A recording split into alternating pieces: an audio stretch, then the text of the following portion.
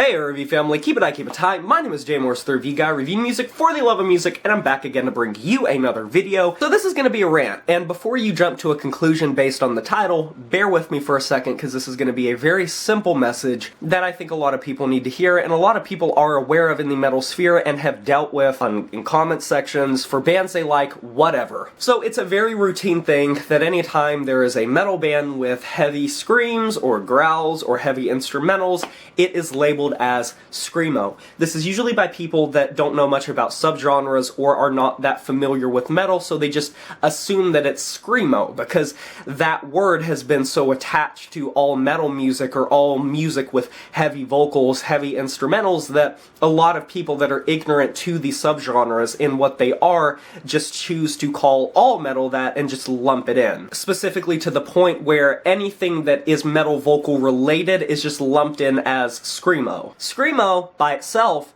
is not heavy metal. Screamo is not heavy metal as a whole. Screamo is not death metal, Screamo is not black metal, Screamo is not grindcore, Screamo is not deathcore, Screamo is not metalcore.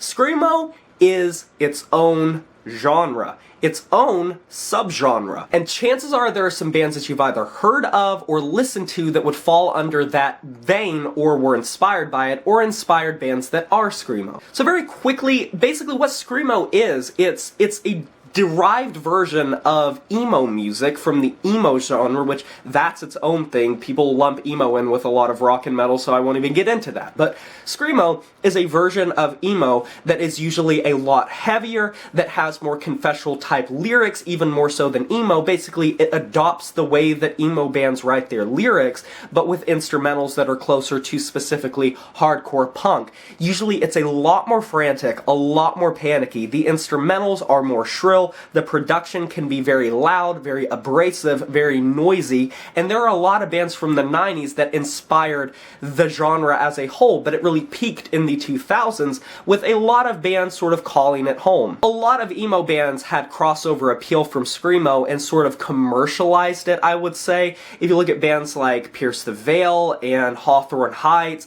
My Chemical Romance's first album would fall under the screamo and post-hardcore label.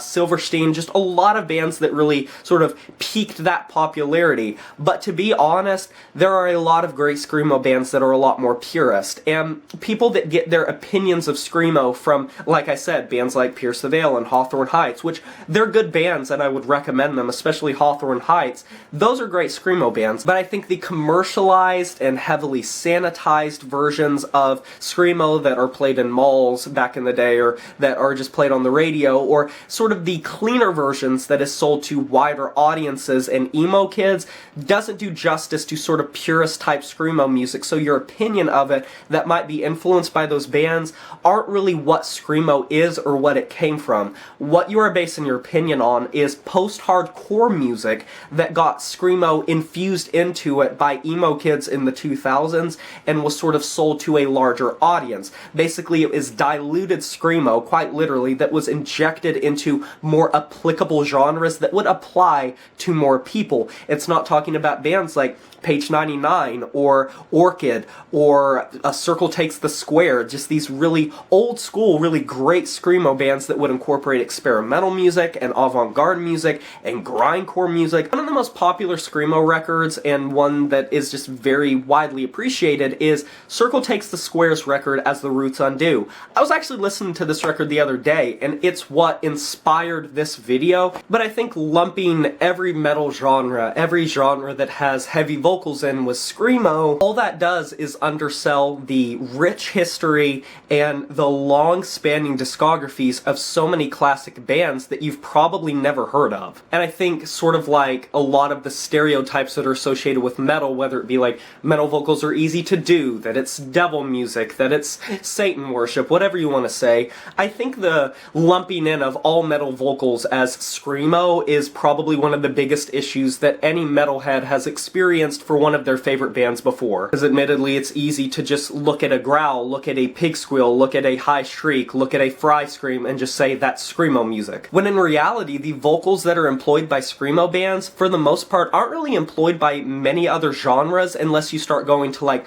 grindcore as well as power violence, I would say, is where you start hearing those really high-pitched shrieks and those confessional sort of, those despair-induced throaty vocals projected a lot more from the throat as opposed to the stomach. I don't want to get all technical with how the vocals are produced, but the technique that a lot of Screamo bands, especially the early ones, employed when it had that young, rebellious attitude is a lot different than what you get from most metal bands. And there's only a few overlap genres that I think employ a lot of the same technique. Take a shot every time you hear someone compare a metal band to a Screamo band. Screamo's its own genre, with its own history, and a lot of great records. And if anyone is curious or interested, one of the things that I've thought about doing is a series in which I do like gateway albums for a genre, and Screamo is definitely a genre that I would love to dive into in depth to showcase and give you guys some bands, give you guys some albums that really showcase the genre well past what you have been shown